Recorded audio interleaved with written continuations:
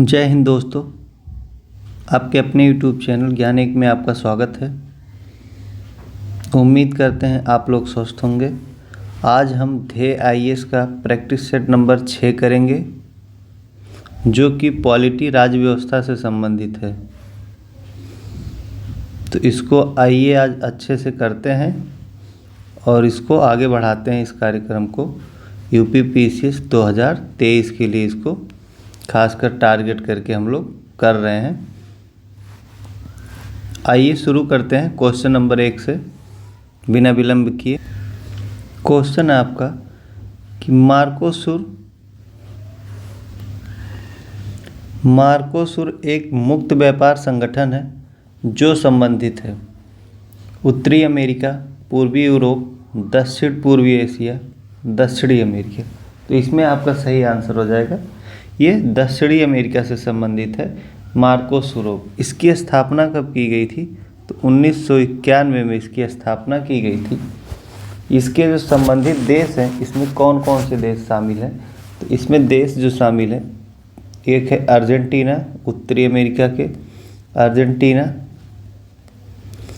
और एक आपका देश है, पहला हो गया। दूसरा देश है ब्राज़ील है। तीसरा है आपका उरुग्वे है। चौथा देश है आपका पराग्वे। ये 4 देश इसमें शामिल हैं। तो इसी को बोलते हैं मार्कोसुर एक मुक्त व्यापार संगठन। इन चारों में क्या लगता है, इसमें सीमा शुल्क एवं व्यापार मुक्त क्षेत्र संगठन है। यहीं पे ये चारों देशों से संबंधित ये है। अगला क्वेश्चन देखते हैं।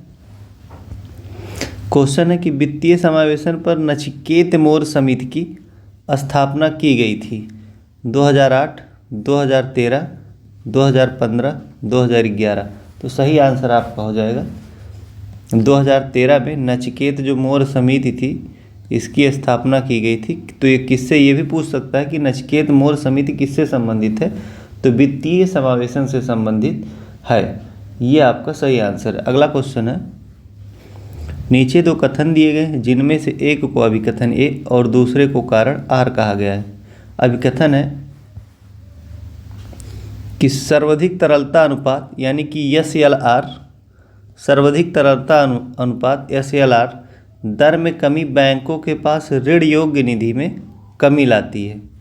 आपका कारण है संविधिक तरलता अनुपात दर में कमी अंतिम रूप से महंगाई दर में वृद्धि लाती है।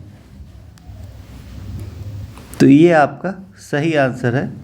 तो आपका आंसर हो जाएगा इसमें, ये गलत है परंतु आर सही है, क्योंकि इसमें कह रहा है कि जो SLR है, इसमें कमी से बैंकों के पास ऋण योग्य जो निधि होता है, इसमें कमी आता है, जो कि ये गलत है। क्यों? SLR होता है बैंक अपने जो उसके पास जमा करते हैं, लोगों द्वारा जमा पूंजी होती है, उसमें से 18% हिस्सा वो किसी को ऋण देने में यूज नहीं कर सकता। SLR जो है इस समय SLR जो है 18% लागू है। तो वो सोना के रूप में या किसी पत्र के रूप में तुलन पत्र के रूप में रख सकता है, लेकिन इसका जो है वो बैंक में प्रयोग नहीं कर सकता किसी को देने लेने में। इसलिए ये गलत है, जबकि इसमें कह रहा है कि ऋण योग्य निधि में कमी लाती है। ऐसा कुछ भी नहीं है, बल्कि ऋण योग्य निधि में क्या अधिकता लाएगा। अगला क्वेश्चन है आपका, कह रहा है निम्नलिखित को कालक्रम अनुसार पहले से बाद के क्रम में व्यवस्थित कीजिए। क्वेश्चन विकल्प है रिजर्व बैंक का राष्ट्रीयकरण, फेरा के स्थान पर फेमा, FRBM एक्ट, 14 प्रमुख बैंकों का राष्ट्रीयकरण। तो यहाँ पे हम पहले देखते हैं इसका डेट क्या क्या है। तो रिजर्व बैंक का जो राष्ट्रीयकरण हुआ था 1 जनवरी 1949 को हुआ था। 1 जनवरी 1949 में इसके राष्ट्रीयकरण हुआ था और स्थापना इसका हुआ था 1935 में। 1935 को इसकी स्थापना हुई थी। यहाँ पे फेरा को देखें तो फेरा का जो है नाम चेंज करके इसका जो है कब इसका नाम फेमा किया गया? तो 2000 में, सन 2000 में इसका नाम फेमा कर दिया गया। FRBM एक्ट इसको जो है 2003 में, कब? 2003 में बनाया गया था। और 14 बैंकों का राष्ट्रीयकरण पता ही होगा कि यहाँ पे 1969 में 14 बैंकों का राष्ट्रीयकरण किया गया। इस हिसाब से आपका आंसर हो जाएगा ऑप्शन सी, 1, 4, 2, 3 आपका सही है। अगला क्वेश्चन हम देखते हैं यहाँ पे, भारत में कार्य करने वाले बैंकों को अपनी कुल जमा राशि का कुछ प्रतिशत भाग तरल कोष के रूप में तथा कुछ स्वर्ण व अनुमोदित प्रतिभूति के रूप में रखना अनिवार्य है। वर्तमान में 18% है, जिसे कहते हैं वैधानिक तरलता कोषानुपात, संविधिक बैंक अनुपात, केंद्रीय तरल रिजर्व, नैतिक प्रभाव। तो आपका सही ऑप्शन हो जाएगा इसमें ऑप्शन ए, वैधानिक तरल अनुपात। इसी को SLR बोलते हैं, इसी को ही SLR बोलते हैं। स्टेचुरी लिक्विडिटी रिजर्व इसी को बोला जाता है। अगला क्वेश्चन है आपका कि यदि करारोपण की दरों को एक सीमा तक कम कर दिया जाए तो सरकार को प्राप्त होने वाले राजस्व में वृद्धि होगी। यह कथन प्रदर्शित करता है लॉरेंज वक्र, लाफर वक्र, फिलिप्स वक्र या फिशर इफेक्ट। तो आपका सही आंसर हो जाएगा इसमें ऑप्शन बी, लाफर एक्ट जो है, लाफर जो वक्र है ये प्रदर्शित करता है अगर कर के रोपण में के दामों जो कर का रोपण है इसकी सीमाओं को कम कर दिया जाएगा तो जो प्राप्त करने वाला राजस्व होगा उसमें वृद्धि होगा। कैसे? जैसे मान लीजिए अभी किसी चीज़ पे टैक्स 20% है तो उसका उपभोग कम होगा, और जब इसी को 10 कर देंगे तो ज़्यादा लोग उपभोग करेंगे, तो इससे क्या होगा, राजस्व में सरकार के वृद्धि होगा। तो यही बात यहाँ पे कह रहा है। अगला क्वेश्चन है, किस कंपनी की चुकता पूंजी का वह भाग किसी कंपनी की चुकता पूंजी का वह भाग जो शेयर बाजार में क्रय विक्रय के लिए उपलब्ध रहता है कहलाता है volatile share, floating share, blow out, insider trading. इसमें आपका सही ऑप्शन हो जाएगा फ्लोटिंग स्टॉक। इसको कहते हैं। कैसे, क्यों कहते हैं? जैसे कोई कंपनी है, 1000 करोड़ की कंपनी है और अभी इसी का मालिकाना हक उसी का है जिसने इसको स्थापित किया, लेकिन इसे किसी काम के लिए या कहीं और दूसरी कंपनी स्थापित करने के लिए पैसे की ज़रूरत है जो इसके पास है नहीं। तो ये क्या करेगा, इसमें से 100 करोड़ रुपए का जो है शेयर, ये 100 करोड़ का क्या करेगा, शेयर मार्केट में उतार देगा। और ये 100 करोड़ कितना होगा, तो 10%, यानी कि 10% शेयर अपना लोगों को देगा। तो जब शेयर मार्केट में ये उतरता है तो यहाँ से लोग पैसा लगाते हैं और इसी से इसको फ्लोटिंग स्टॉक कहते हैं, क्योंकि ये रोज़ इसका वैल्यू चेंज होता रहता है। अगला क्वेश्चन है, निम्नलिखित युग्मों में से कौन सा एक सही सुमेलित नहीं है, पूछ रहा है। जानकी रमन समिति, प्रतिभूति घोटाला, महाजन समिति, चीनी उद्योग, मीरा सेठ समिति, कर सुधार, खुसरो समिति, कृषि साख। तो आपका सही हो जाएगा ऑप्शन इसमें सी, खुसरो जो सेठ समिति है ये कर सुधार से संबंधित नहीं है, बल्कि इनका संबंध है हथकरघा विकास से। किससे? हथकरघा विकास से इनका संबंध है, हथकरघा विकास से। और इनकी एक पुस्तक है मीरा सेठ की, उस पुस्तक का क्या नाम है, तो पुस्तक है women and development women and development, the Indian experience. ये इनकी बुक है जो याद रखना ज़रूरी है।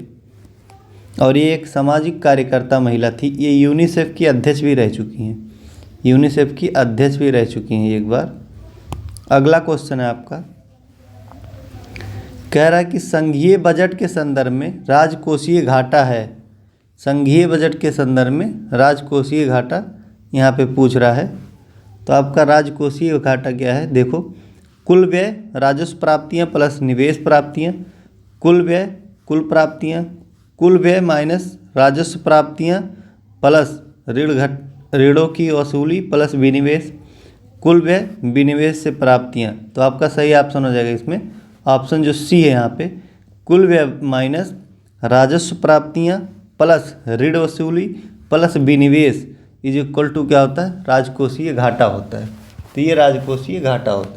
और बजटीय घाटा में क्या होता है, तो यहीं पे बता दें आपको कि जब बजटीय घाटा होता है तो बजटीय घाटा बराबर क्या होता है, बजटीय घाटा बराबर यहाँ होता है कुल प्राप्तियाँ माइनस कुल व्यय, कुल प्राप्तियाँ जो होता है, प्राप्तियाँ माइनस कुल व्यय, बजटीय भाषा में ये होता है।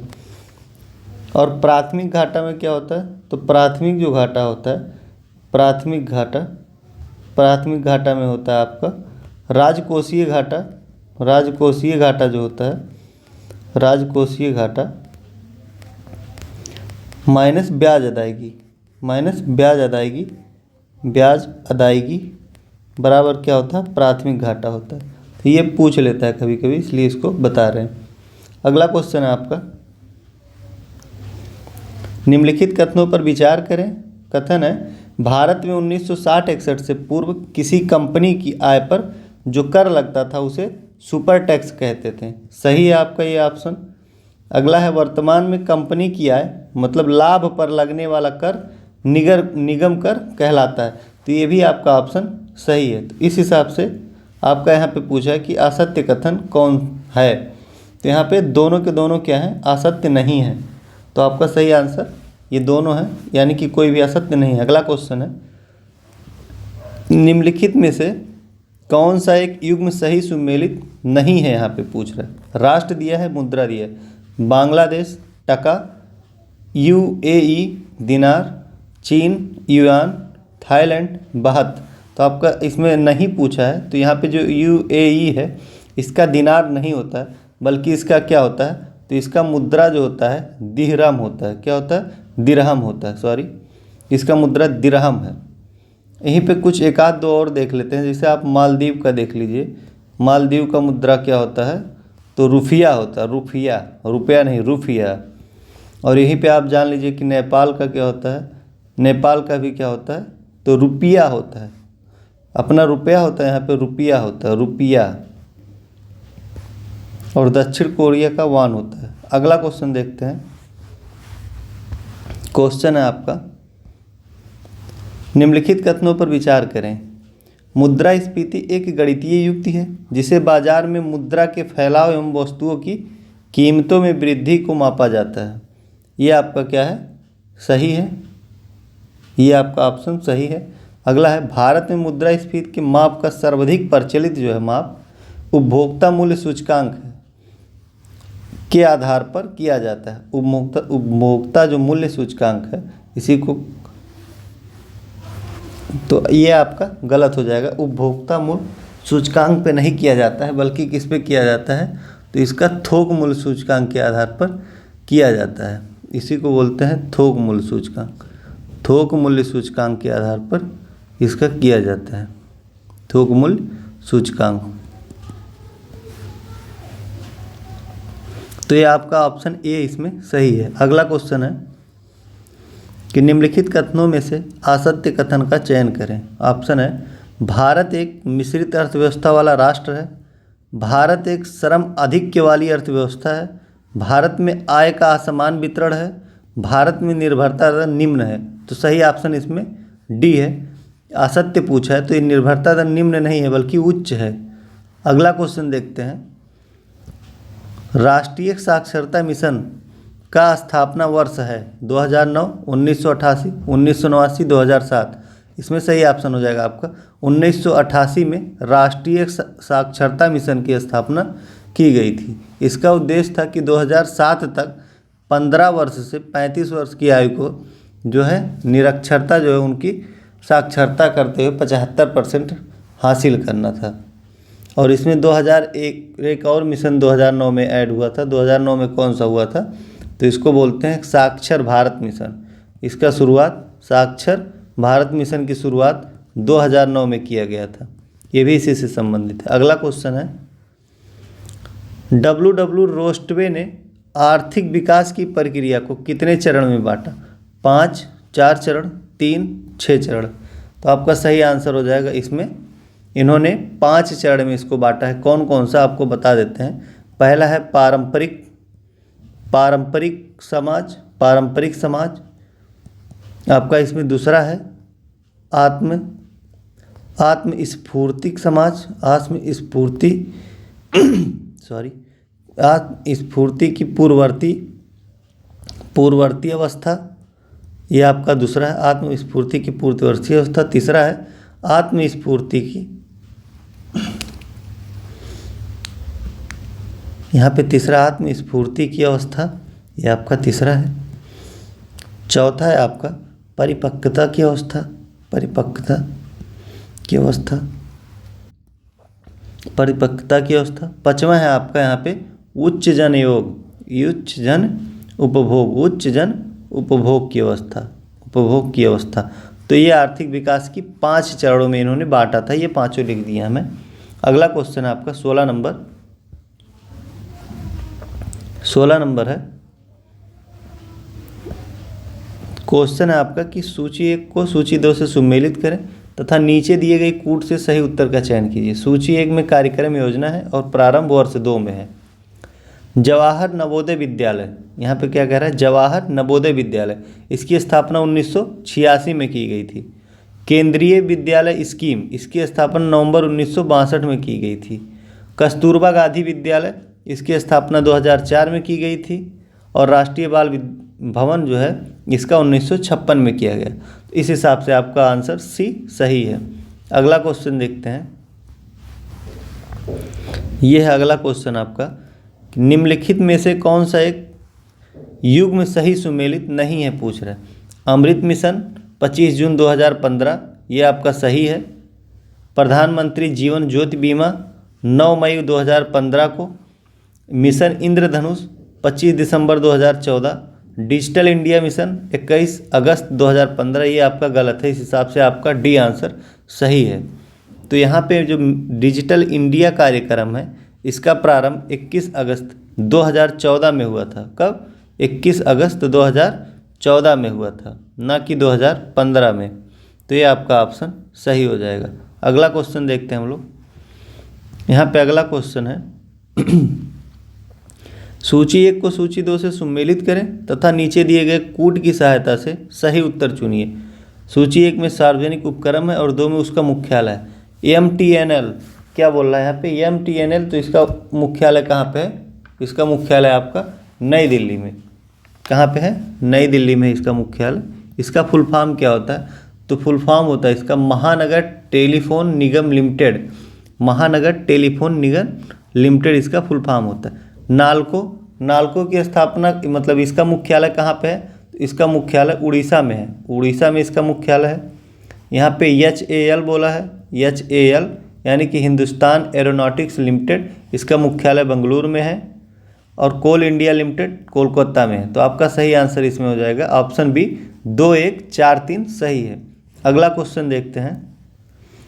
यहाँ पे अगला क्वेश्चन आपको कि जननी सुरक्षा योजना JSY के विषय में असत्य कथन है। इसे वर्ष 2005 में प्रारंभ किया गया।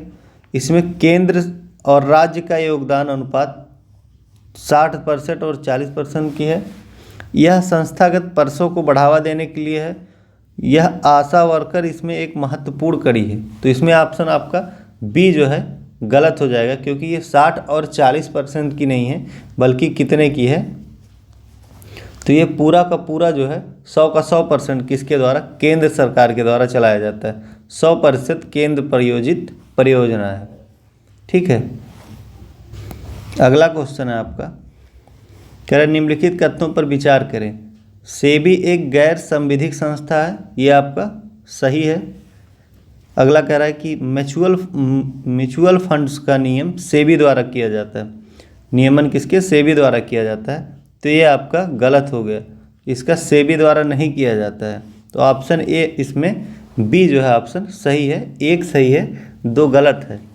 तो सेबी द्वारा किसका किया जाता है? सॉरी गाइज, यहाँ पे असत्य कथन पूछा है, सॉरी। सेबी जो है यहाँ पे कह रहा है कि गैर संविधिक संस्था है, गैर संविधिक। तो ये गलत है। जब इसकी स्थापना हुई थी, इसकी स्थापना कब हुई थी? तो स्थापना हुई थी 12 अप्रैल आज ही के दिन 1988 में इसकी स्थापना हुई थी। तब ये गैर संवैधानिक थी। लेकिन इसे बाद में 23 जनवरी 1992 में इसको 1992 में संविधिक दर्जा प्राप्त हो गया। 1992 में ये क्या हो गया? संविधिक दर्जा इसको प्राप्त हो गया। इसलिए अब ये आंसर गलत है। तो 2 आपका म्यूचुअल फंड जो है इसका सेबी के द्वारा ही निगमन किया जाता है। ये आपका सही ऑप्शन है। अगला कोई इस हिसाब से आपका आंसर हो जाएगा, एक गलत है, दो सही है। अगला क्वेश्चन देखते हैं कि निम्नलिखित कथनों पर विचार करें। भारत में पहला आर्थिक सर्वेक्षण 1950-51 में प्रस्तुत किया गया था। वर्ष 1964 तक आर्थिक सर्वेक्षण केंद्रीय बजट के साथ प्रस्तुत किया जाता था। उपरोक्त में से कौन सी कथन का चयन करें जो सही है? तो आपका इसमें ऑप्शन हो जाएगा 1 और 2, दोनों को दोनों सही है। पहला आर्थिक सर्वेक्षण 1950-51 में किया गया था, ये भी सही है। और 1964 तक आर्थिक सर्वेक्षण और केंद्रीय बजट एक साथ प्रस्तुत किए जाते थे। आपका ये भी सही है। अगला क्वेश्चन है आपका, कह रहे मानव पूंजी में बढ़ता हुआ विनियोग क्रमशः अग्रसारित करेगा। संसाधनों का समुचित उपयोग, कुशलता में विकास, उत्पादक में वृद्धि। दूसरा है उत्पादक में वृद्धि, कुशलता में विकास, संसाधनों का समुचित उपयोग। तीसरा है कुशलता में विकास, संसाधनों का समुचित उपयोग, उत्पादकता में वृद्धि। चौथा आपका उपरोक्त में से कोई नहीं। तो इसमें आपका ऑप्शन सी इसमें सही हो जाएगा। जब कुशलता में विकास होगा तो संसाधनों का सही उपयोग कर पाएंगे हम लोग, और जब संसाधन का सही उपयोग होगा तो उत्पादकता में वृद्धि होगा। इस हिसाब से आपका सी ऑप्शन सही है। अगला क्वेश्चन है, क्वेश्चन कह रहा है कि जब हम प्राकृतिक संसाधनों का उपयोग करके किसी वस्तु का उत्पादन करते हैं तो यह अर्थव्यवस्था के किस क्षेत्र में सम्मिलित किया जाता है? प्राइमरी सेक्टर यानी कि प्राथमिक क्षेत्र, द्वितीय क्षेत्र, तृतीय क्षेत्र, इनमें से कोई नहीं। तो इसमें सही ऑप्शन हो जाएगा ऑप्शन ए आपका प्राइमरी सेक्टर, यानी कि प्राथमिक क्षेत्र इसमें सम्मिलित किया जाता है।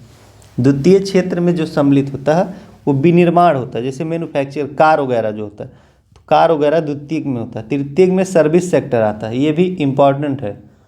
अभी पेट आप दिए होंगे तो पेट में एक क्वेश्चन पूछा था। अगला क्वेश्चन है आपका,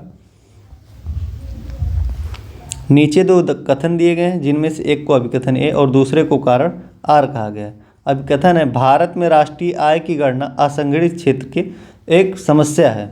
कारण है असंगठित क्षेत्र की आय गणना का विशिष्ट उपकरण नहीं है, कह रहा है। तो इसमें आपका सही आंसर ए और आर दोनों सही है, जबकि आर ए का सही व्याख्या करता है। अगला क्वेश्चन है, यह आपका क्वेश्चन कि घरेलू उत्पाद यानी कि जीडीपी के संबंध में निम्नलिखित कथनों पर विचार करें तथा सत्य कथन का चयन करें। पहला विकल्प है यह किसी देश की सीमा के अंदर सामान्यतः एक वर्ष में उत्पादित अंतिम वस्तु तथा सेवाओं का मौद्रिक मूल्य होता है। अगला है यह सदैव आवश्यक है कि संपूर्ण जीडीपी देशवासियों की उत्पादकता सेवा का ही परिणाम है। तो इसमें आपका सही आंसर हो जाएगा, केवल एक सही है, दो इसमें गलत है। तो जीडीपी जो होता है ये इसमें किसी भी देश जो हमारा जो इंडिया के अंदर सामान्यतः एक वर्ष में उत्पादित अंतिम वस्तुओं सेवाओं को जो है मौद्रिक मूल्य होता है। इसमें देश में हमारे चाहे विदेशी कंपनी हो, विदेशी लोग हों, सारे लोग को इसमें सम्मिलित किया जाता है। अगला क्वेश्चन है आपका, देखते हैं हम, ये है आपका अगला क्वेश्चन। कह रहा कि भारतीय खाद्य निगम की स्थापना किस पंचवर्षीय योजना के दौरान की गई थी?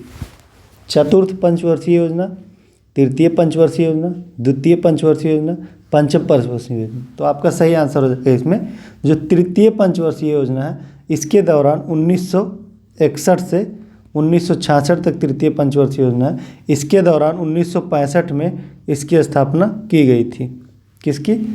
भारतीय खाद्य निगम की स्थापना इसके दौरान की गई थी। अगला क्वेश्चन है, निम्न में से कौन सा देश में आर्थिक गतिविधियों को बढ़ावा देने के लिए सरकार की एक गहन सकारात्मक इकाई है?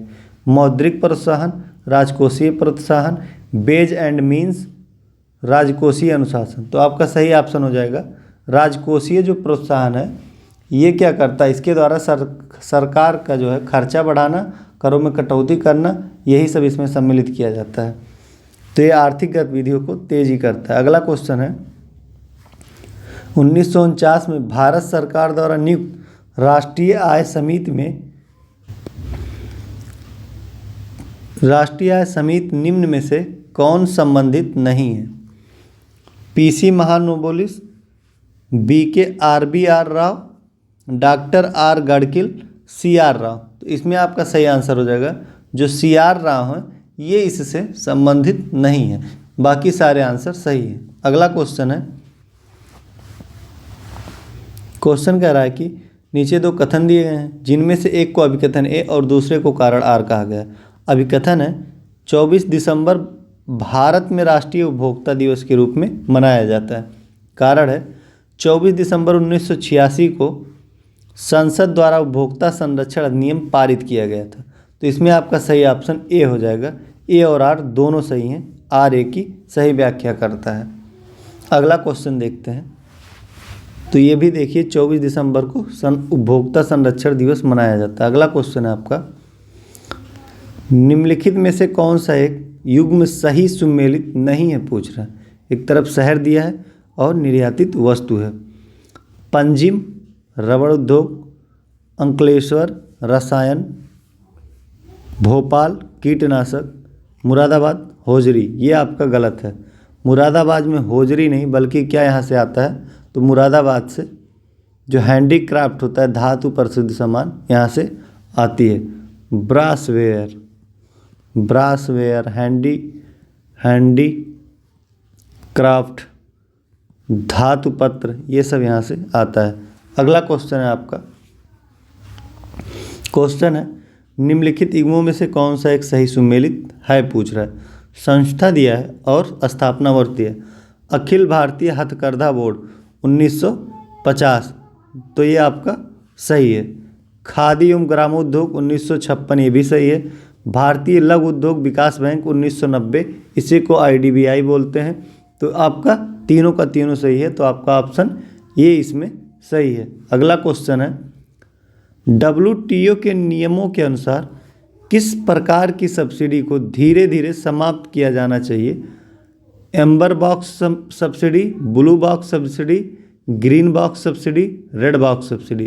तो आपका सही आंसर हो जाएगा जो एम्बर बॉक्स सब्सिडी है, इसको धीरे धीरे समाप्त करने की बात कर रहा है WTO के साथ।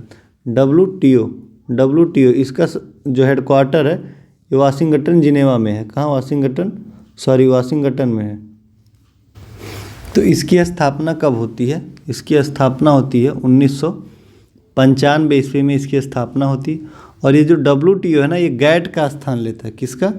गैट एक था जो इसका स्थापना 1948 में हुआ होता है। इसी के स्थान पर 1995 में WTO को लाया गया। तो ये भी क्वेश्चन पूछ सकता है।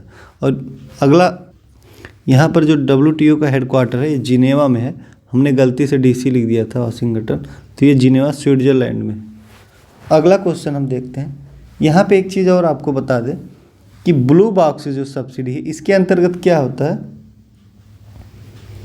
ये शर्त आधारित सब्सिडी होता है, ठीक है। और ग्रीन बॉक्स वेजिटेबल्स वगैरह, सब्जी, मतलब कृषि से संबंधित है ये। और यहाँ पे जो ये कृषि को छोड़कर बाकी सारी चीज़ों से संबंधित है। अगला क्वेश्चन आपका देखते हैं। कह रहा है निम्नलिखित में से किस औद्योगिक नीति में उद्योग को संयुक्त क्षेत्र में विभाजित किया गया था? 1948 की औद्योगिक नीति, 1956 की औद्योगिक नीति, 1980 की औद्योगिक नीति और 1991 की औद्योगिक नीति। तो आपका सही आंसर हो जाएगा इसमें जो 1956 की औद्योगिक नीति है, इसी को संयुक्त क्षेत्रों में विभाजित किया गया था। अगला क्वेश्चन देखते हैं हम लोग। इसमें कह रहा है कि निम्नलिखित कथनों पर विचार करें। कथन है मेक इन इंडिया कार्यक्रम, मेक इन इंडिया जो है प्रधानमंत्री जनधन योजना, प्रधानमंत्री उज्ज्वला योजना और संसद आदर्श ग्राम योजना, इन योजनाओं को सही कालक्रम के अनुसार व्यवस्थित करना है। तो मेक इन इंडिया कार्यक्रम जो आपका प्रारंभ हुआ था ये 2014 में, कब? सितंबर 2014 में इसका प्रारंभ किया गया था। सॉरी, यहाँ गलत लिख दी। 2014 में इसका प्रारंभ किया गया था। कब? सितंबर में। और यहाँ पे प्रधानमंत्री जनधन योजना कब शुरू की गई थी? तो ये अगस्त 2014 में किया गया था। कब? अगस्त 2014 में किया गया था। और प्रधानमंत्री उज्ज्वला योजना, इसका शुरुआत मई 2016 में की गई। कब? मई 2016 में किया गया था। सांसद आदर्श ग्राम योजना का प्रारंभ अक्टूबर 2024 में किया गया था। कब? अक्टूबर सॉरी 14 में, 24 गलती से निकल गया। तो इस हिसाब से आपका ऑप्शन ए सही हो जाएगा। इसको याद रखना, सिंगल करके भी पूछ सकता है कि प्रधानमंत्री जन धन योजना का स्थापना कब हुआ। अगला क्वेश्चन है आपका, निम्न में से किस एक का महत्व मीठी क्रांति से है? शहद उत्पादन, गुड़ उत्पादन, चीनी उत्पादन, सिरका उत्पादन। तो आपका सही आंसर हो जाएगा इसमें शहद उत्पादन से संबंधित मीठी क्रांति है। अगला क्वेश्चन देखते हैं। क्वेश्चन है, निम्नलिखित कथनों में से कौन सा पूंजी पर्याप्त अनुपात यानी कि CAR के संबंध में सत्य है? इसका निर्धारण प्रत्येक वर्ष प्रत्येक बैंक द्वारा किया जाता है। CAR का वह राशि है जो सभी बैंक रिजर्व बैंक के पास जमानत के रूप में रखते हैं। तो इसका आपका ऑप्शन हो जाएगा, यहाँ पे क्या पूछा है? सत्य पूछा है, तो डी कोई भी इसमें सही नहीं है। क्यों नहीं सही है? क्योंकि जो CAR है वह राशि होता है जो बैंक को अपनी निधि के रूप में रखना होता है। यह जोखिम की स्थिति में इसे बचाव हेतु निधि हेतु प्रयोग कर सकता है। ये RBI इसका निर्धारण करता है। तो इसलिए ये गलत है, कह रहा है कि प्रत्येक बैंक द्वारा किया जाता है, ये गलत है। इसका निर्धारण RBI करती है। और कौन रखता है? तो ये खुद रखता है, बैंक खुद रखता है, RBI के पास नहीं रखती। इसलिए दोनों ऑप्शन गलत है। अगला क्वेश्चन देखते हैं। अगला क्वेश्चन है, राष्ट्रीय खाद्य सुरक्षा मिशन के संबंध में निम्न कथनों में कौन से सत्य हैं? इस मिशन का प्रारंभ 2007-8 में हुआ। यह केंद्र सरकार द्वारा वित्तीय पोषित योजना है। इसका क्रियान्वयन कृषि एवं किसान कल्याण मंत्रालय द्वारा किया जाता है। सभी कथन सत्य हैं। तो ऑप्शन 37 इसमें जो होगा ऑप्शन डी सही है। 38 नंबर क्वेश्चन देखते हैं। कह रहा है, भविष्य में भारतीय नियोजन में वस्तुओं से अधिक ध्यान व्यक्तियों पर देना चाहिए। उपरोक्त कथन किसके द्वारा व्यक्त किया गया था? रघुनाथ राजन, अमर्त्य सेन, गीता गोपीनाथ, उर्जित पटेल। सही आंसर हो जाएगा इसमें आपका, जो यहाँ पे अमर्त्य सेन थे, इनके द्वारा ये बात कही गई थी कि भविष्य में भारतीय नियोजन में वस्तुओं से अधिक व्यक्तियों पर ध्यान देना चाहिए। अगला क्वेश्चन है आपका, क्वेश्चन है कि ऐसा विकास जिसमें आर्थिक विकास की उच्च दर से जनित राष्ट्रीय आय के वितरण में समाज के सबसे कमजोर वर्ग के लोगों को उचित हिस्सा मिले कहलाता है? ऊर्ध्वाधर विकास, क्षैतिज विकास, समावेशी विकास, असंतुलित विकास। तो इसमें सही ऑप्शन हो जाएगा आपका जो समावेशी विकास होता है, इसे ही क्या बोलते हैं? जो समाज के सबसे कमजोर वर्ग के लोगों तक उचित हिस्सा मिले, तो इसे समावेशी विकास कहते हैं। अगला क्वेश्चन आपका क्वेश्चन है, भारत में 8 उद्योगों को कोर उद्योग में सम्मिलित किया जाता है। निम्नलिखित में से कौन सा इसके अंतर्गत आते हैं? पहला है कोयला, उर्वरक, सीमेंट, वस्त्र और विद्युत। तो इसमें आपका सही आंसर हो जाएगा ऑप्शन ए सही है। 1, 2, 4, 5 सही है, जबकि 3 जो है वस्त्र को कोर उद्योग के अंतर्गत नहीं सम्मिलित किया जाता है। कुल इसमें 8 उद्योग आते हैं। यहाँ पे आपके 4 हैं, कोयला, उर्वरक, सीमेंट और विद्युत। हम 4 और बता देते हैं। इसमें इस्पात हो जाएगा, इस्पात शामिल हो जाएगा, और क्या शामिल हो जाएगा? उर्वरक तो है ही इसमें। कच्चा तेल हो जाएगा, कच्चा तेल, प्राकृतिक गैस हो जाएगा, और रिफाइनरी उत्पाद जो होता है ये हो जाएगा। तो ये ऑप्शन आपका ए सही है। अगला क्वेश्चन है कि निम्नलिखित में से कौन सा एक उद्योग के स्वरूप के आकार को निर्धारित नहीं करता? कह रहा है पूंजी निवेश, श्रम, बिजली खपत, इनमें से कोई नहीं। तो आपका सही आंसर हो जाएगा इसमें जो श्रम है ये उद्योग के स्वरूप का निर्धारण नहीं करता है। अगला क्वेश्चन देखते हैं। क्वेश्चन है आपका अगला कि महिलाओं को मुख्य धारा में लाने के लिए भारत में जेंडर बजटिंग का प्रावधान किया गया था 2005-6 के बजट में, वर्ष 2006-7 के बजट में, वर्ष 2007-8 के बजट में, वर्ष 2010-11 के बजट में। तो सही आंसर हो जाएगा आपका वर्ष 2005-6 के बजट में ऐसा किया गया था कि जेंडर बजटिंग का जो प्रावधान किया गया था। अगला क्वेश्चन देखते हैं। अगला क्वेश्चन है आपका कि मुद्रास्फीति निम्नलिखित में से कौन से वर्ग लाभान्वित नहीं होंगे मुद्रास्फीति के समय? तो तो ऑप्शन है लेनदार, उपभोक्ता, बांड निवेशक या देनदार। तो आपका सही ऑप्शन हो जाएगा इसमें 1, 2, 3 सही है।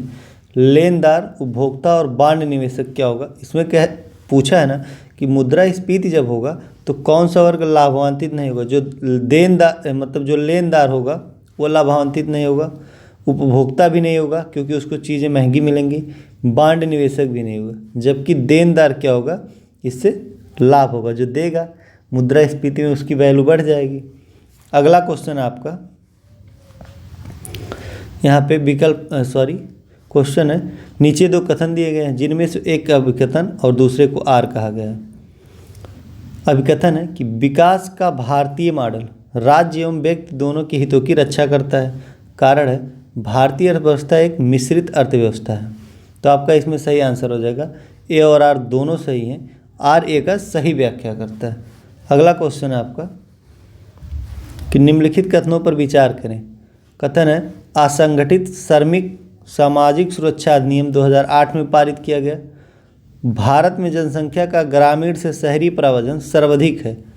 तो इसमें आपका दोनों का दोनों ऑप्शन सही है। ए और 2 मतलब सी ऑप्शन सही है, 1 और 2 दोनों सही है। अगला क्वेश्चन है निम्नलिखित पंचवर्षीय योजना में किस एक में भारतीय उद्योग का महत्व कम करते हुए आधिकारिक संरचनाओं पर बल देने की शुरुआत हुई। 5वीं पंचवर्षीय योजना, 6ठी पंचवर्षीय योजना, 7वीं पंचवर्षीय योजना, 8वीं पंचवर्षीय योजना। तो आपका सही ऑप्शन हो जाएगा जो 8वीं पंचवर्षीय योजना है। इसमें क्या किया गया, जो उद्योग का महत्व था उसको कम करती हुए आधिकारिक संरचनाओं को जो है महत्व दिया गया। ये कब से कब तक था, तो 1992 से 1997 में ये पंचवर्षीय योजना था। अगला क्वेश्चन है आपका, कह रहा है कि निम्नलिखित में से किस एक को देश की कुल आबादी से भाग देने पर देश की प्रति व्यक्ति आय का पता चलता है। तो यहाँ कह रहा है जीएनपी मतलब सकल घरेलू राष्ट्रीय उत्पाद, शुद्ध घरेलू उत्पाद, सकल घरेलू उत्पाद, शुद्ध राष्ट्रीय उत्पाद। तो आपका सही आंसर हो जाएगा इसमें जो शुद्ध राष्ट्रीय अनुपात होता है उत्पाद, इसी को एनएनपी बोलते हैं। इसी के द्वारा जब भाग दिया जाता है तो प्रति व्यक्ति आय निकलता है। अगला क्वेश्चन है आपका, क्वेश्चन है कि भारत में आयकर की वसूली निम्नलिखित में से किस एक विधि पर आधारित है। समानुपाती कराधान, प्रतिगामी कराधान, प्रागामी कराधान, इनमें से कोई नहीं। तो सही ऑप्शन हो जाएगा जो प्रागामी कराधान है, इसी पर भारतीय आयकर जो है आधारित है। अगला क्वेश्चन देखते हैं हम लोग। क्वेश्चन है कि सत्य कथन है, पूछ रहा है उत्तर प्रदेश कृषि अनुसंधान परिषद गाजियाबाद में स्थित है। हैंडबुक ऑफ एग्रीकल्चर भारतीय कृषि अनुसंधान संस्था द्वारा प्रकाशित की जाती है। मौसम आधारित फसल बीमा योजना सर्वप्रथम हरियाणा में वर्ष 2007 में शुरू किया गया। किसान क्रेडिट कार्ड योजना का प्रारंभ वर्ष 1998-99 में किया गया। तो आपका क्या पूछा इसमें सत्य कथन, तो ऑप्शन डी जो है इसमें सत्य होगा क्योंकि इसी को केसीसी बोलते हैं, किसान क्रेडिट कार्ड योजना 1998-99 में प्रारंभ किया गया। अगला है वित्त मंत्रालय के किस विभाग द्वारा प्रतिवर्ष भारत का आर्थिक सर्वेक्षण तैयार किया जाता है। ऑप्शन है आर्थिक मामलों का विभाग, राजस्व विभाग, व्यय विभाग, वित्तीय सेवा विभाग। तो आपका सही आंसर हो जाएगा ऑप्शन ए जो आर्थिक मामलों का विभाग है। ये क्या करता है, वित्त मंत्रालय के किसी विभाग द्वारा प्रतिवर्ष भारत का आर्थिक सर्वेक्षण करता है। कौन, तो आर्थिक मामले का विभाग। अगला क्वेश्चन है आपका मूल्यवर्धित कर क्या है, मूल्यवर्धित कर में कर की वसूली की जाती है मूल्यवर्धन के प्रत्येक चरण पर, मूल्यवर्धन के शुरुआती चरण पर, मूल्यवर्धन के आखिरी चरण पर, इनमें से कोई नहीं। तो सही आंसर हो जाएगा ऑप्शन ए मूल्यवर्धन के प्रत्येक चरण में मूल्यवर्धित कर का जो है लागू किया जाता है। इसी को बैट बोलते हैं, इसी को बैट बोलते हैं। ये अब ख़त्म हो गया है, यानी कि value added tax, value added tax इसी को बोला जाता था। इसमें क्या होता था, जैसे मान लीजिए किसी कंपनी से हम 100 रुपये का कोई फ़ोन लिए, इसमें 10% टैक्स लगा, फिर हमारे पास आया तो 110 रुपया हो गया, फिर इस पे 10% का टैक्स लगे, 10% का लगेगा तो ये 121 हो जाएगा, फिर अगले के बाद जाएगा तो फिर इस पे टैक्स लगता था। तो इसे बैट बोला जाता था। मूल्यवर्धन के प्रत्येक चरण में, मतलब जैसे जैसे आगे बढ़ेगा इस पे टैक्स लगता जाएगा। अगला क्वेश्चन है आपका, निम्नलिखित में से कौन सा एक कथन न्यूनतम वैकल्पिक कर मतलब मैट के संबंध में सत्य है? यह एक प्रत्यक्ष कर है। इसको पहली बार 1997-98 में आरोपित किया गया था। यह कंपनियों को आयकर के रूप में एक न्यूनतम राशि चुकाने के लिए विवश करने का एक तरीका है। यह सभी कथन सत्य हैं। तो आपका सही आंसर हो जाएगा इसमें, सभी कथन इससे संबंधित सत्य हैं। यह प्रत्यक्ष कर है, मैट 1997-98 में आरोपित किया गया, और ये भी सारे के सारे कथन सत्य हैं। अगला क्वेश्चन है आपका 53 नंबर, निम्नलिखित में से कौन सी एक नकदी फसल नहीं है, पूछ रहा है। गन्ना, रबड़, सोयाबीन, तंबाकू।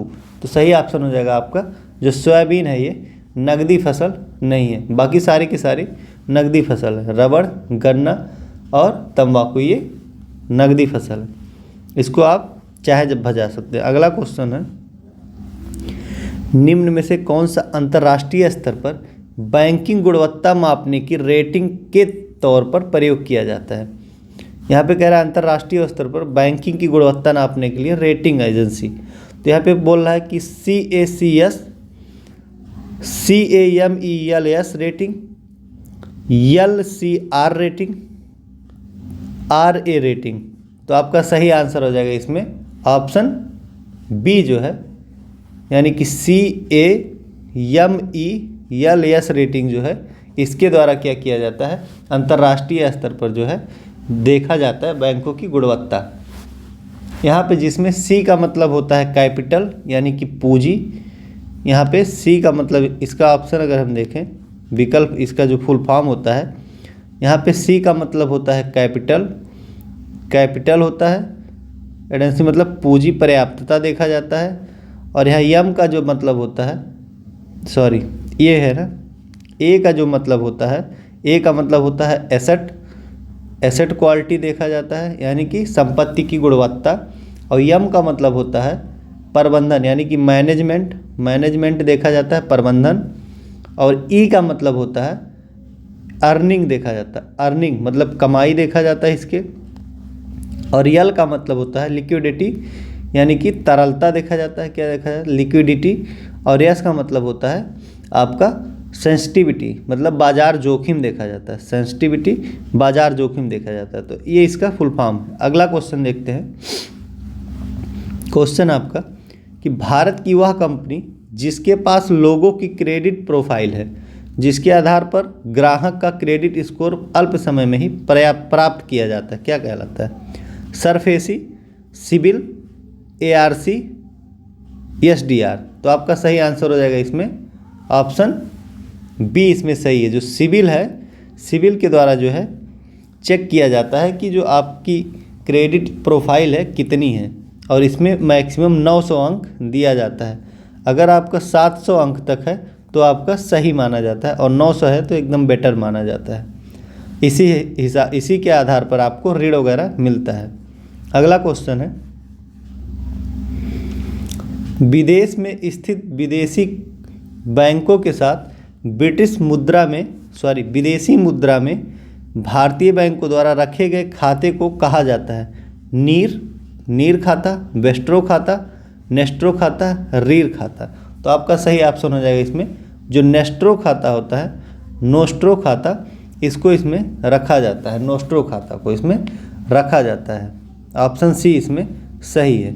नोस्ट्रो खाता क्या होता है? विदेश में स्थित विदेशी बैंक के साथ विदेशी मुद्रा में भारतीय बैंकों द्वारा रखे गए खाते को नोस्ट्रो खाता बोला जाता है, जिसका अर्थ ये होता है कि आपके साथ हमारे खाते सभी विदेशी विनिमय व्यापार उसी तरह से उसी के माध्यम से किए जाते हैं। अभी चर्चा में है बोस्टो खाता। इसमें क्या होता है? तो बोस्टो खाता में होता है कि विदेशी बैंक द्वारा भारतीय बैंकों के साथ खोले गए खाते में क्या होता है, भारतीय मुद्राओं के साथ लेन देन होता है। जैसे अभी हाल ही में सिंगापुर के द्वारा बोस्टो खाता यूनियन बैंक में खोला गया है। तो अब क्या होगा, सिंगापुर जो है और भारतीय मुद्रा से अपना लेन देन करेगी, तो इसे हम बोस्टो खाता बोलते हैं। अगला क्वेश्चन देखते हैं। अगला क्वेश्चन है आपका कह रहा है कि निम्नलिखित में से कौन सा एक पूंजी निर्माण की आवश्यक दशा नहीं है? बचत, विनिवेश, विनियोग, वित्तीय संस्था। तो आपका सही आंसर होगा विनिवेश जो है ये पूंजी निर्माण की आवश्यक दशा नहीं है। कैसे?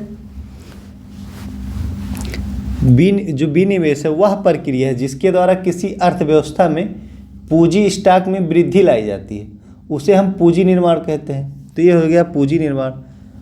और बचत, विनिवेश उसे कहते हैं जब किसी कंपनी के संचालन के लिए दोबारा पैसा लगाया जाता है, उसे विनिवेश कहते हैं। अगला क्वेश्चन है, निम्नलिखित कथनों में से कौन सा सही है? भूमि विकास ग्रामीण साख की दीर्घकालीन आवश्यकता को पूर्ति करते हैं। जो भूमि विकास बैंक है ग्रामीण साख की दीर्घकालीन आवश्यकता को पूर्ति करते हैं। अगला है, दीर्घकालीन साख का ढांचा सभी राज्यों में एक समान है। तो ये तो पता ऐसे ही सेम चल रहा है कि ये आपका जो है गलत हो जाएगा, क्योंकि दीर्घकालीन शाखा का ढांचा सभी राज्यों में एक समान नहीं हो सकता। तो आपका ऑप्शन ये सही है। भूमि विकास बैंक जो है ग्रामीण शाखा को दीर्घकालिक आवश्यकताओं के लिए मुद्रा देती है। तो ये आपका ऑप्शन सही है। अगला क्वेश्चन देखते हैं। अगला क्वेश्चन है आपका, कह रहा है यहाँ पे कूट दिया है। क्वेश्चन है आपका, सूची एक को सूची 2 से सम्मिलित की और नीचे दिए गए कूट की सही उत्तर चुनी। समिति है और विषय है रंगराजन समिति, कर सुधार, नरसिम्हा समिति, बीमा सुधार, कालेकर समिति, विनिवेश, मल्होत्रा समिति, वित्तीय क्षेत्र से सुधार। तो इसमें आपका सही जो हो जाएगा ऑप्शन डी हो जाए, सॉरी ऑप्शन ए इसमें सही हो जाएगा। रंगराजन समिति जो है विनिवेश से संबंधित है, नरसिम्हा समिति वित्तीय क्षेत्र से संबंधित है और कालेकर समिति कर सुधार से संबंधित है, जबकि ये मल्होत्रा समिति बीमा सुधार से संबंधित है, मल्होत्रा बीमा से संबंधित है। अगला क्वेश्चन है आपका, वह ब्याज दर जिस पर भारतीय रिजर्व बैंक द्वारा अपने ग्राहकों को दीर्घावधि ऋण प्रदान किया जाता है क्या कहलाता है? रेपो दर, बैंक दर, MSF, रिजर्व रेपो दर, रिवर्स रेपो दर। तो आपका सही आंसर हो जाएगा इसमें, इसे हम बैंक दर बोलते हैं। बैंक दर वह दर होता है जिससे बैंक क्या होता है, अदर RBI जो है बैंक, ये अदर बैंक को क्या करती है, ऋण देती है, तो इसे हम बैंक दर बोला जाता है। और रेपो दर क्या होता है? तो रेपो दर वह दर होता है जिस पर भारतीय रिजर्व बैंक द्वारा जो है अपने ग्राहकों को लघु अवधि के लिए ऋण दिया जाता है।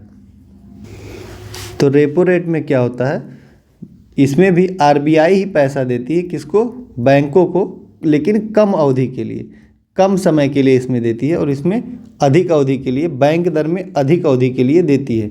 जबकि रिवर्स रेपो रेट में क्या होता है, ये लघु अवधि के लिए जो है बैंकों से पैसा लेती है, बैंकों से ये ऋण लेती है, ऋण के तौर पे पैसा लेती है लघु अवधि के लिए। तो इसे हम रिवर्स रेपो रेट कहते हैं। अगला क्वेश्चन है आपका कि भारतीय रिजर्व बैंक द्वारा साख एवं मौद्रिक नीति को गतिशील बनाए रखने हेतु निम्नलिखित में से कौन से उपाय किए जा सकते हैं, किया जाता है? Call money market, open money market, liquidity adjustment facility, उपरोक्त में से सभी। तो आपका सही आंसर हो जाएगा उपरोक्त में से सभी सही हैं। यहाँ पे पूछा है ना कि भारतीय रिजर्व बैंक द्वारा साख एवं मौद्रिक नीति को गतिशील बनाए रखने हो। कॉल मनी भी होता है, ऑपरेशन मार्केट, इसी को OMF, ये OMO बोलते हैं, और ये LAF भी होता है। तो ऑप्शन आपका सारा का सारा सही है, डी होगा। अगला क्वेश्चन है निम्नलिखित में से कौन सा युग्म सही सुमेलित नहीं है पूछ रहा है। सिद्धांत दिया है, प्रतिपादक दिया है। बेकर, यन केल्डर, ये आपका सही है। और यहाँ पे कह रहा है zero base budgeting, Peter Pyhrr, ये भी सही है। Zero base budgeting, Peter Pyhrr. क्षतिपूरक राजकोषीय सिद्धांत, एडॉल्फ वैगनर, ये आपका गलत है। तो नहीं पूछा है तो सी ऑप्शन सही है। टोबिन टैक्स, जेम्स टोबिन, ये भी सही है। यहाँ पे जो क्षतिपूरक राजकोषीय है ये किससे संबंधित है, तो ये जॉन मेनार्ड से संबंधित है। किससे? जॉन मेनार्ड जो थे, इन्होंने इस सिद्धांत का, जॉन मेनार्ड कीन्स के द्वारा इस सिद्धांत का प्रतिपादन किया गया था। ये आपका सही हो गया। अगला क्वेश्चन हम लोग देखेंगे। अगला क्वेश्चन है, स्थापना वर्ष के अनुसार निम्न को बढ़ते हुए क्रम में व्यवस्थित कीजिए। बढ़ते हुए क्रम मतलब छोटे से, जैसे 1 से 4 की तरफ। तो देखते हैं, यूटीआई क्षेत्रीय ग्रामीण विकास, IDBI industrial development bank of India, एक है आईआरडीआई। तो इसको हम पहले समय लिखते हैं कब किसकी स्थापना हुई। तो यूटीआई जो है इसी को बोलते हैं भारतीय यूनिट ट्रस्ट, यानी कि यूनिट ट्रस्ट ऑफ इंडिया। इसकी स्थापना 1964 में हुई थी। 1900 कब हुई थी? फरवरी 1964 में हुई थी। फरवरी 1964 में हुई थी। जबकि भारतीय औद्योगिक बैंक जो है आईडीबीआई की स्थापना जुलाई 1964 में होती है। जुलाई 1964 में इसकी स्थापना होती है। और क्षेत्रीय ग्रामीण की स्थापना जो होती है ये 1975 में होती है। 1975 में होती है। और आईआरडीआई की स्थापना, इरडा का स्थापना अप्रैल 20 में होती है। 2000 में होती है। इसकी 2000 में होती है। इस हिसाब से आपका ऑप्शन हो जाएगा, ऑप्शन 1, 3, 2, 4 सही है। अगला क्वेश्चन है, निम्नलिखित में से किस एक समिति की सिफारिश को स्वीकार करते हुए सरकार द्वारा क्षेत्रीय ग्रामीण बैंक की स्थापना को बंद कर दिया गया? नचिकेत मोर समिति, केलकर समिति, जोशी समिति, तेंदुलकर समिति। तो सही ऑप्शन हो जाएगा आपका जो केलकर समिति है। इन्हीं के सुझाव में 1987 से जो है ग्रामीण बैंक का स्थापना बंद कर दिया गया। उस समय जो है जब बंद हुआ था तो 196 ग्रामीण बैंक थी टोटल। अगला क्वेश्चन देखते हैं। क्वेश्चन है कि 2 अक्टूबर 1975 को क्षेत्रीय ग्रामीण बैंकों की स्थापना का प्रमुख उद्देश्य था ग्रामीण इलाकों में बचत को प्रोत्साहन करना। सही है। ग्रामीण क्षेत्र में उत्पादक गतिविधियों में सहयोग देना, ये भी सही है। ग्रामीण इलाकों में साहूकारों के चुंगल से लोगों को मुक्त करना। तो ऑप्शन डी आपका तीनों को तीनों सही है। अगला क्वेश्चन है आपका, वित्तीय स्थिरता एवं विकास परिषद जिसकी स्थापना दिसंबर 2010 में की हुई थी का अध्यक्ष होता है भारतीय रिजर्व बैंक के गवर्नर, केंद्रीय वित्त मंत्री, प्रधानमंत्री, वित्त आयोग का अध्यक्ष। तो आपका सही आंसर हो जाएगा जो केंद्रीय वित्त मंत्री होते हैं, जो इस समय कौन है, तो निर्मला सीतारमण है। इस समय निर्मला सीतारमण है। ये पहली भारतीय महिला मतलब पूर्णकालिक वित्त मंत्री हैं।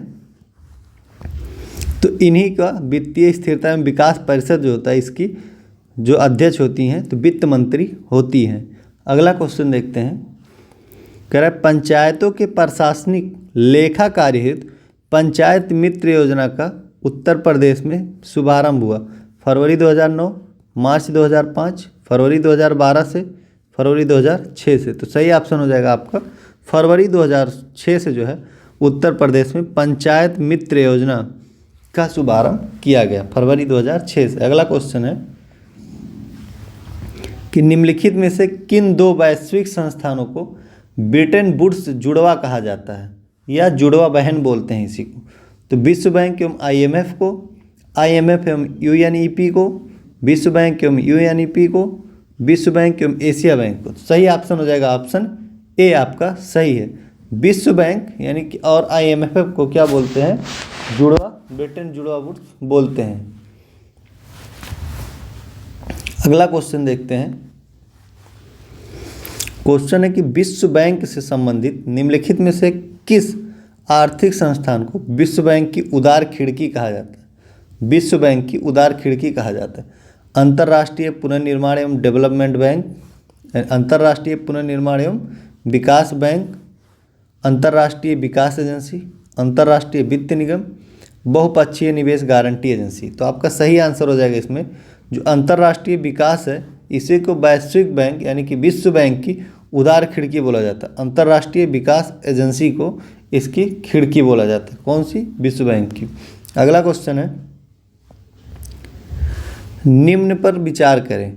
सार्वजनिक आय, सार्वजनिक व्यय, ऋण संबंधी क्रियाएं, हीनार्थ प्रबंधन। उपरोक्त में से कौन सी मत राजकोषीय नीति के अंतर्गत सम्मिलित है? तो इसमें आपका सही ऑप्शन 1, 2, 3, 4 चारों का चारों जो है राजकोषीय नीति के अंतर्गत सम्मिलित हैं। तो आपका ऑप्शन ए इस हिसाब से सही हो जाएगा। अगला क्वेश्चन देखते हैं, 75 नंबर क्वेश्चन, ये लास्ट क्वेश्चन है। कह रहा है कि निम्नलिखित कथनों में से कौन सा एक मौद्रिक नीति के संबंध में सत्य नहीं है, पूछ रहा है। इसका निर्धारण एवं संचालन केंद्रीय बैंक द्वारा किया जाता है, सही है। यह अर्थव्यवस्था के संगठित एवं असंगठित दोनों क्षेत्रों को प्रभावित करता है, यही आपका ऑप्शन गलत है। इसका प्रभाव परोक्ष रूप से पड़ता है, सही है। सभी कथन सत्य हैं। तो आपका ऑप्शन बी गलत है, क्योंकि यहाँ पे नहीं पूछ रहा है। तो यह दोनों संगठित एवं असंगठित दोनों क्षेत्रों को प्रभावित नहीं करता है, ये केवल संगठित क्षेत्रों को प्रभावित करता है। जबकि यहाँ पे क्योंकि मौद्रिक नीति सिर्फ संगठित क्षेत्र को प्रभावित करेगा और जो राजकोषीय नीति है ये दोनों को प्रभावित करता है। इस हिसाब से आपका ऑप्शन बी सही है, क्योंकि यहाँ पे मौद्रिक नीति पूछा है। तो इस वीडियो में यहीं तक है दोस्तों। मिलते हैं नेक्स्ट वीडियो में पार्ट 2 लेकर। शाम को आपको पार्ट 2 शाम को आ जाएगा। ये पार्ट 1 है। वीडियो कैसा लगा कमेंट बॉक्स में ज़रूर बताएं। वीडियो को लाइक करें, चैनल को सब्सक्राइब करें, बेल आइकन दबा लें, जिससे कि सारे नोटिफिकेशन आपको मिलते रहें, और लोगों को शेयर करें। थैंक यू दोस्तों, जय हिंद।